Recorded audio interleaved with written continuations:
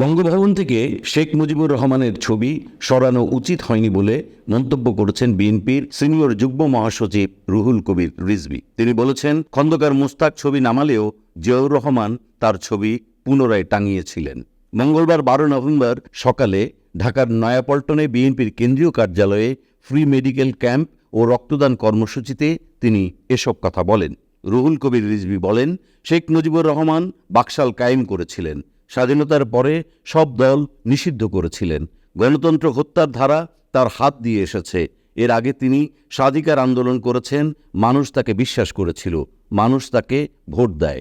বিএনপির এই নেতা বলেন, শেখ মুজিবুর রহমান তার অঙ্গীকার রক্ষা করতে পারেননি। স্বাধিকার সংগ্রাম ও স্বাধীনতার আন্দোলনে তিনি ভূমিকা রেখেছেন, তবে স্বাধীনতা যুদ্ধে তিনি কোনো ভূমিকা রাখেননি। স্বাধীনতা যুদ্ধে অবদান রেখেছিলেন জিয়াউর রহমান। 75-এর 15 আগস্ট খন্দকার মুশতাক বঙ্গভবন থেকে শেখ মুজিবের ছবি নামিয়ে দিয়েছিলেন। 7 নভেম্বর জিয়াউর রহমান ক্ষমতায় আসার পর সেই ছবি পুনঃস্থাপন করেন। এ সময় উপদেষ্টা মাহফুজ আলমকে উদ্দেশ্য করে তিনি বলেন, বঙ্গবন্ধুর ছবি নামানোর কথা জানিয়েছেন। সময় সব সময় এক যায় না। স্বাধীনতার পরে শেখ মুজিবের অনেক অন্যায় দেখেছি, তারপরও তার ছবি ছিল।